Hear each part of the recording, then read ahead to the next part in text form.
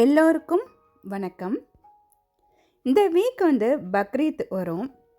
பக்ரீத்னாலே mutton தான் special.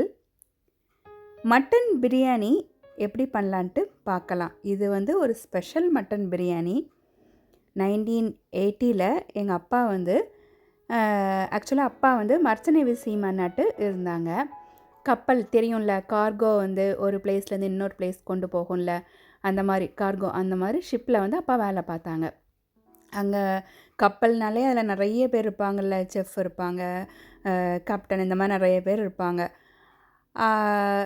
செஃப்ட்ட அப்பா படித்தது ரொம்ப டேஸ்ட்டாக அவங்க பிரியாணி இது பண்ணி வச்சுருக்காங்க.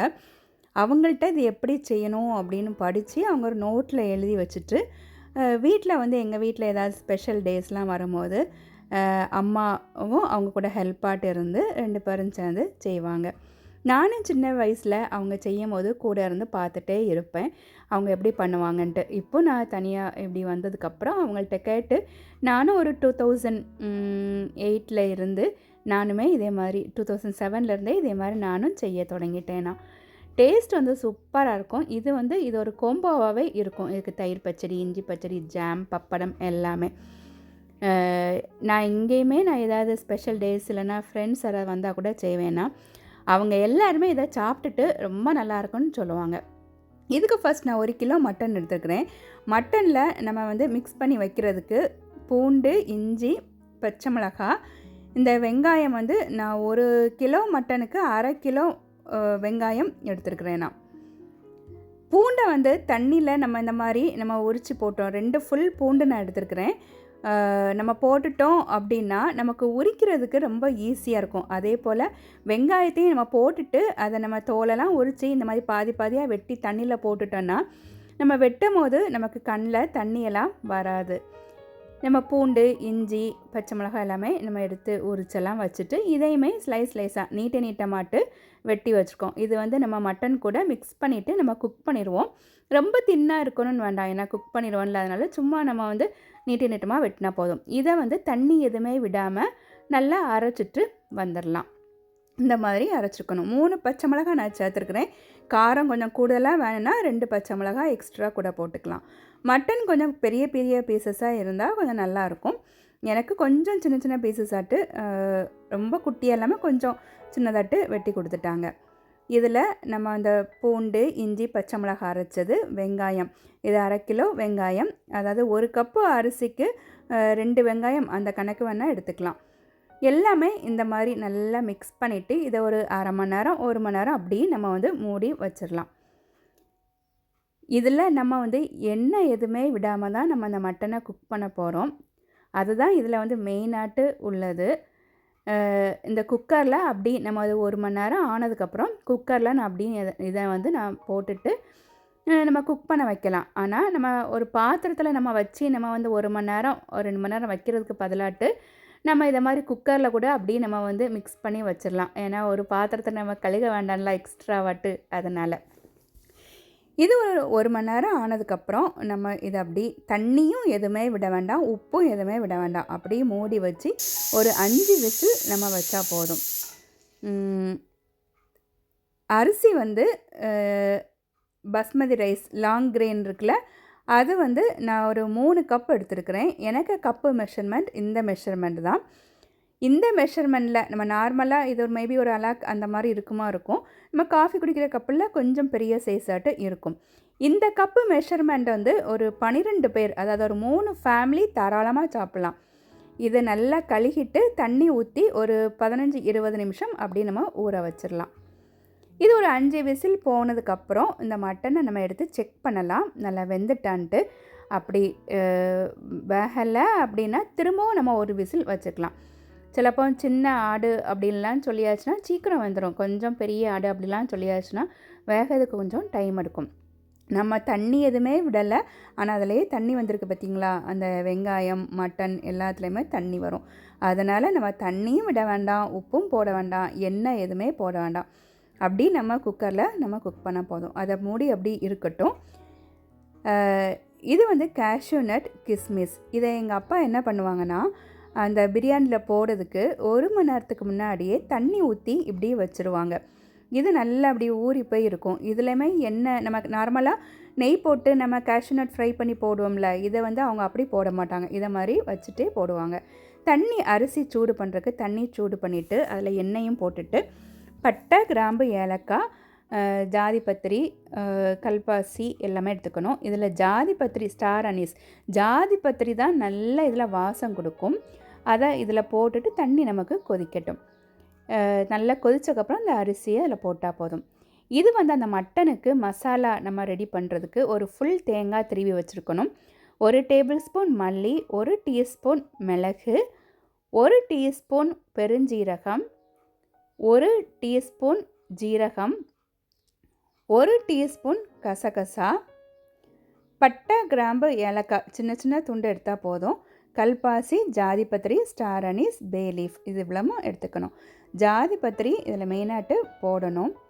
ஜாதிபத்திரியிலையுமே நிறைய மெடிசினல் வேல்யூஸ் இருக்குது நமக்கு. ஒரு 3 வத்தல் நான் எடுத்துருக்கிறேன். உங்களுக்கு காரம் கொஞ்சம் கூடுதலாக வேணால் 2 வத்தல் எக்ஸ்ட்ராவாட்டு போட்டுக்கலாம். இது தண்ணி கொதித்த உடனே நம்ம இந்த அரிசியை தண்ணி எல்லாத்தையும் வடிச்சிட்டு நம்ம போட வேண்டியதான். எப்போவுமே நம்ம சமைக்கும் போது இந்த மாதிரி ஸ்பெஷலாக ஏதாவது பண்ணும் போது கடவுள்கிட்ட இது நல்லா வரணும் அப்படின்னும் ப்ரேயர் பண்ணிவிட்டு பண்ணுறது ரொம்ப நல்லது. உப்பு வந்து 1 கப்பு அந்த அரிசிக்கு நான் 3 ஸ்பூன் நான் உப்பு போட்டிருக்கிறேன்னா, இடையில எடுத்து நம்ம இது எப்படி இருக்குன்னு லைட்டாக நம்ம செக் பண்ணி பார்த்துக்கலாம். அரிசி இந்த மாதிரி இருக்குன்ட்டு. இது ஒரு 3/4 பதம் நமக்கு வெந்தால் போதும். இந்த மசாலா எல்லாமே ட்ரை ரோஸ்ட் பண்ணணும். ஃபஸ்ட்டு மல்லி, மிளகு 2ம் போட்டு லைட்டாக வறுத்துட்டு பெருஞ்சீரகத்தையும் போட்டு வறுக்கலாம். ஜீரகம் ஒன்று ஒன்றா போட்டு லைட்டாக வதக்குனா போதும். இதில் பட்டை, கிராம்பு, ஏலக்காய், ஜாதிபத்திரி, கல்பாசி, பே லீஃப், ஸ்டார் அனீஸ், வத்தல் எல்லாமே போட்டு இது கொஞ்சம் நல்ல வாசம் வரும். கரம் மசாலாலாம் வாசம் வரும்ல, போட்டு நல்லா கொஞ்சம் வறுத்ததுக்கப்புறம் ஃபுல் தேங்காய் அதையும் நம்ம போட்டுட்டு இது நல்ல கோல்டன் ப்ரௌன் அப்படி வர வேண்டாம். இந்த மாதிரி நமக்கு கொஞ்சம் அந்த வறுத்து வந்தால் போதும். அந்த பச்சை இதெல்லாம் அதில் போனதுக்கப்புறம் நல்லா வறுந்ததுக்கப்புறமாட்டு ஸ்டவ்வை ஆஃப் பண்ணிவிட்டு கசகசா, மஞ்சள் 2மே போடலாம். ஏன்னா அந்த சூட்டிலே கசகசா அதில் நமக்கு வறுந்து வந்துடும். இது அப்படியே இருந்து ஆறட்டும். இந்த ரைஸை நம்ம செக் பண்ணலாம். இது ஒரு 3/4 பதம் வந்த உடனே இதை வந்து நம்ம வடிச்சிடணும். இந்த மாதிரி ஒரு ஓட்டையாட்டு இருக்கும்ல, இந்த மாதிரி இதில் நம்ம ஃபுல்லாக நம்ம வந்து ரைஸ் அப்படியே நம்ம கொட்டியாச்சுன்னா தண்ணியெல்லாம் வெளியே போயிடும். இதுவும் ஆறினோன்னே நல்லா பட்டு போல் அரைச்சிட்டு வந்துடலாம். அதில் இருக்க பே லீஃபை நம்ம எடுத்து வெளியே போட்டுடலாம். நம்ம ஆல்ரெடி நான் காட்டியிருந்தேன்ல அந்த அரிசியில் அது. ஏன்னா நம்ம தம் போடும்போது திரும்ப அந்த பே லீஃப் மட்டும் இருக்கும்ல, அதனால். இந்த மட்டனில் நம்ம இந்த மசாலா, தக்காளி, கொஞ்சமாக தண்ணி, குக்கரை கழுவிட்டு உப்பு எல்லாம் போட்டுக்கலாம். தண்ணி வர எக்ஸ்ட்ரா எதுவுமே விட வேண்டாம். ஏன்னா வந்து கொஞ்சம் கட்டியாட்டு இந்த கிரேவி வந்து கொஞ்சம் திக்காக இந்த மாதிரி இருக்கணும். டேஸ்ட் வந்து உப்பு வந்து லைட் எப்படி இருக்குதுன்னு இந்த ஸ்பூன்லேயே டேஸ்ட் பண்ணி பார்த்துக்கலாம். மல்லி இலை, புதினா அதுவும் போட்டுக்கலாம். நமக்கு உப்பு கூடுதலாக வேணும் அப்படின்னா எக்ஸ்ட்ராவாக நம்ம போட்டுக்கலாம். நம்ம அரிசிலையும் நம்ம வந்து உப்பு போட்டிருக்குறோம், அதனால் பார்த்தே போடலாம். எல்லாமே மிக்ஸ் பண்ணிவிட்டு இதை மூடி வச்சு ஒரு விசில் வச்சா போதும். ஏன்னா மட்டன் ஆல்ரெடி வெந்திருக்குது, அதனால் ஒரு விசில் நமக்கு வச்சா போதும். இது வந்து ப்ரௌன் கலரில் பிரியாணியில் நம்ம ஆனியன் போடுவோம்ல, அதுக்கு ஆக்சுவலி எங்கள் அம்மா என்ன பண்ணுவாங்கன்னா, ஒரே டேபிள் ஸ்பூன் நெய் போட்டுட்டு அதுலேயே அந்த வெங்காயத்தை வதக்கி எடுத்துட்டு அதில் வதங்கி வந்திருக்கிற அந்த வெங்காயத்தில் இருக்க அந்த நெய்லேயே எங்கள் அம்மா வந்து ரைஸை வந்து மிக்ஸ் பண்ணி அதுக்குன்னு தம் போடக்கணும் ஸ்ப்ரெட் பண்ணுவாங்க. நான் ஆக்சுவலாக வந்து இப்படி எண்ணெயில் ஃப்ரை பண்ணி எடுத்துட்டேன். இது எல்லாமே அந்த ரைஸ் தம் போடும் போது போடுறதுக்கு நான் வந்து கிஸ்மிஸ், கேஷ்யூ நட், புதினா, மல்லி இலை, வெங்காயம் நம்ம ஃப்ரை பண்ணது, அப்புறம் தக்காளி, எலுமிச்சம்பழம் எல்லாமே ரவுண்டாக கட் பண்ணி வச்சுருக்கிறேன். இது வந்து ஜாதிக்காய் இருக்குல்ல, அதை வந்து இந்த மாதிரி துருவி எடுத்துக்கணும். இதுக்கு ஃப்ளேவரும் அதில் வந்து நல்லா வரும். இது இந்த மாதிரி இந்த கேரட் துருவலே ரொம்ப குட்டியாக இதில் இருக்கும். அதில் இந்த டிஷ்யூவில் இதில் ஒரு பிளேட்டில் நம்ம திருவினா இந்த அளவுக்கு எடுத்துக்கணும். இதை வந்து எங்கள் அப்பா ஆக்சுவலி என்ன பண்ணுவாங்கன்னா, சும்மாவே அந்த பிரியாணி மேலே தூவி விடுவாங்க. நான் என்ன பண்ணுவேன்னா, இந்த மோர் இருக்குல்ல அதில் மிக்ஸ் பண்ணிவிட்டு அதில் அதை வச்சு அப்படி போட்டுக்க வேணாம். ஒரு விசில் வந்ததுக்கப்புறம் இந்த மட்டனை பார்க்கலாம். லைட்டாக இதை மிக்ஸ் பண்ணி அப்படி இந்த மாதிரி நம்ம கிரேவியில் இருக்கும். ஆக்சுவலி இந்த கிரேவியே நம்ம இந்த பிரியாணிலாம் பண்ணிவிட்டு மீதி கொஞ்சமாக கிரேவி வச்சு நம்ம நைட்டுக்கு கூட நம்ம தோசை, இட்லி, சப்பாத்தி, பிரெட் எல்லாத்துக்குமே நல்லாயிருக்கும். நம்ம இனி தம் போட வேண்டியதான். ஒரு தோசைக்கல் அதில் வச்சுட்டு, நான் இந்த தோசைக்கல்லை நான் தம் போடக்குனே வாங்கி வச்சுருக்கிறேன்னா, இதில் கொஞ்சமாட்டு ஒரு டீஸ்பூன் நெய் போட்டு நல்லா இதை வந்து ஸ்ப்ரெட் பண்ணிவிட்டு, அதில் நம்ம ஆல்ரெடி குக் பண்ணியிருக்கிற ரைஸை இந்த மாதிரி நம்ம போட்டு நல்லா ஸ்ப்ரெட் பண்ணி விடலாம். இதில் இந்த மட்டன் கிரேவியுமே அந்த மாதிரி எடுத்து ஃபுல்லாட்டு விடலாம் நம்ம.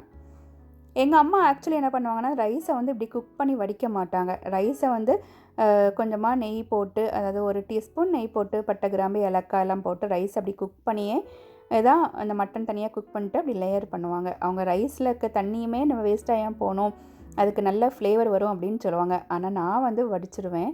அம்மா அப்பாட்டெல்லாம் படிக்கிறதுவே சிலது நமக்கு ஏற்ற மாதிரி கொஞ்சம் கொஞ்சம் நம்ம மாடிஃபை பண்ணிக்கோம்ல, அதை மாதிரி தான். கிரேவி எல்லாமே போட்டுட்டு இதில் புதினா, மல்லி இலை, நம்ம ஆல்ரெடி நம்ம இதில் போடுறதுக்கு வச்சுருக்கோம்ல, புதினா, மல்லி இலை, இந்த ஃப்ரை பண்ணியிருக்கிற ஆனியன் கொஞ்சமாட்டு, இந்த தக்காளி வந்து ரவுண்டாக வெட்டினது அது, எலுமிச்சம்பழம் அதுவும் ரவுண்டாக வெட்டியிருக்குது அதுவும் போட்டுட்டு, இந்த கேஷ்யூநட், கிஸ்மிஸ் இருக்குல்ல, அதையும் அந்த தண்ணியில் போட்டிருக்கிறத கையால் பிழிஞ்சு அதையும் போட்டுட்டு, இது வந்து அந்த மோர் இருக்குல்ல, அந்த தயிரை நல்லா மிக்ஸ் பண்ணி மோர் மாதிரி ஆக்கி வச்சுக்கலாம். அதில் இந்த நம்ம ஜாதிக்காவும் போட்டிருக்கோம்ல, அதையும் இப்படி டேபிள் ஸ்பூன் வச்சு அப்படியே எடுத்து ஃபுல்லாக போட்டுட்டு, அப்புறமா அரிசி நம்ம குக் பண்ணியிருக்க அந்த ரைஸும் இப்படி போடலாம். ஆக்சுவலாக நான் டேபிள் ஸ்பூன் வச்சு இதில் போடுறேன். எங்கள் அப்பாலாம் என்ன பண்ணுவாங்கன்னா, கையாலேயே அப்படி தெளித்து விடுற மாதிரி எடுத்து தெளிச்சுடுவாங்க. நானுமே அந்த மாதிரி தான் பண்ணுவேன்னா. ரைஸ் போட்டு அதுக்கு மேலே திரும்பவும் இந்த மட்டன் கிரேவி இருக்குல்ல, அதை வந்து ஃபுல்லாட்டு நமக்கு கரெக்டாக தெரியும் எவ்வளோங்கான்னு விடணும் அப்படின்ட்டு. நமக்கு ரொம்ப கூடவும் செய்யக்கூடாது, நமக்கு பார்த்தா தெரியும்ல நம்ம இந்த அளவுக்கு போதும் அப்படின்ட்டு. சாதத்துலலாம் நம்ம குழம்பு விடுவோம்ல, இந்த அளவுக்கு போதும்ன்ட்டு, அந்த மாதிரி கணக்கு தான்.